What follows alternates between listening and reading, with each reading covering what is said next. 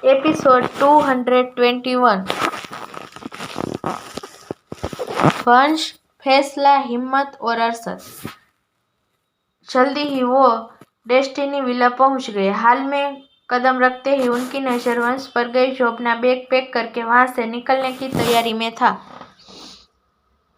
वहीं अयान वंश को रोकते हुए बोल रहा था, वंश यार, ये बचपना है। हम बचपन से अकेले रहते आए हैं और जब हमें सबके साथ रहने का मौका मिला है तो तू वापस जाने की जिद पकड़ कर बैठ गया है। इस पर वंश ने कहा, सबके साथ रहकर भी क्या हो जाएगा जब कोई हमें अपना समझता ही नहीं है। तुझे यहाँ रहना है तो रह, पर मैं यहाँ और नहीं रह सकता। ना तो यह घर मेरा है, ना ही यहाँ रहने वाले लोग मुझे अपना समझते हैं। फिर मैं क्यों रहूँ यहाँ? मैंने डिसाइड कर लिया है, मैं आगे भी पहले की तरह हॉस्टल में ही रहूंगा। अयन समझ नहीं पा रहा था अचानक से वंश के दिमाग में अपने पराये वाली बात कहाँ से आई, जबकि कुछ समय पहले तक तो वो सबके साथ यहाँ रहने के लिए बेसब्र था। अयन ने एक और बात वंश को रोकने की कोशिश की। जब वंश ने उसकी नहीं सुनी तो उसने आह भरते हुए कहा, अच्छा ठीक है, तुझे यहाँ नहीं रहना तो मत रह, लेकिन मुझे ऐसे छोड़कर मत जा। हम बचपन से साथ रहे हैं और आगे भी एक साथ ही रहेंगे। तू रुक, मैं अपना बैग लेकर आता हूँ। कहते हुए वंश ने अपना सिर हिलाया। अयान के जाते ही उसने दरवाजे पर खड़े अरशद और अनन्या को देखा और अपनी नजरें झुका ली। अनन्या वंश के पास आई और उसे हैरानी से देखते हुए बोली, तो तुम सच में जा रहे हो? वंश ने अनन्या की तरफ नहीं देखा और हाँ में अपना सिर हिलाया। इस पर अनन्या ने पूछा, पर तुम क्यों जा रहे हो? हम तो साथ में रहने वाले थे। हम कुछ प्लानिंग भी की थी, साथ में घूमने का, शॉपिंग पर जाने का, एक साथ कुकिंग करने का, मूवी देखने का। हम तो साथ में हाइकिंग भी करने वाले थे। अगर तुम चले गए तो फिर मैं यह सब अकेले कैसे एंजॉय करूंगी? वंश ने तिरछी नजरों से अनन्या को देखा। सच तो यह था, बचपन से हॉस्टल की लाइफ जीते जीते उसे और अयान को भी अपनी जिंदगी के छोटे छोटे खुशियों के पल जीने को नहीं मिले थे। वो तीनों एक ही कश्ती पर सवार थे। वंश ने कहा, आपके पास और भी तो लोग हैं और अब तो आपको अपना परिवार भी मिल गया है। आप अपने भाई बहन, आप उनके साथ अपने सभी सपने पूरे कर सकती है। और बॉस भी तो है आपके साथ। हाँ, पर मुझे तुम दोनों के साथ भी रहना है। अनन्या ने इमोशनल होकर अयान का हाथ पकड़ लिया। उसने सुबकते हुए कहा, हर कोई मुझसे बड़ा है और हमेशा मुझे सलाह देता रहता है, पर तुम दोनों के साथ रहकर मुझे लगता है जैसे हम एक साथ कुछ भी कर सकते हैं। तुम्हें पता है, मैंने सोचा था अपने पहले टास्क में तुम दोनों की मदद लूंगी, पर तुम दोनों तो मुझे छोड़कर जा रहे हो। अनन्या, जो बेहद शांत और बेवकूफ लगती है, असल में उसे पता था लोगों को कैसे इमोशनल करके अपनी बात मनवानी है। उसका भोला चेहरा और रुआसी आवाज सुनकर वंश का दिल भी पिघल गया।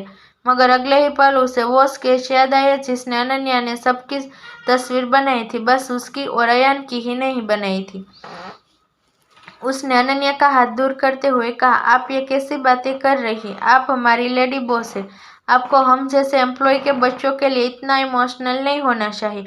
अनन्या ने कभी वंश और अयान को एम्प्लॉय के बच्चों के तौर पर नहीं देखा था। अगर यह सच भी था तो वो भी तो एक मेड की ही बेटी थी। वंश की बातें उसके दिल पर जा लगी और उसकी आंखें तुरंत भर आई। अब तक शांत खड़े अरशद ने सख्त लहजे में कहा, अगर तुम्हारा बचपना हो गया हो तो सभी इस वक्त अपने कमरे में जाओ, बैग अनपैक करो और पढ़ाई करने बैठ जाओ। वंश अरशद की आवाज़ सुनते ही कांप उठा, मगर इस बार उसने ठान लिया था वो यहाँ नहीं रुकेगा, फिर चाहे इसके लिए भले ही उसे अरशद का सामना ही क्यों ना करना पड़े।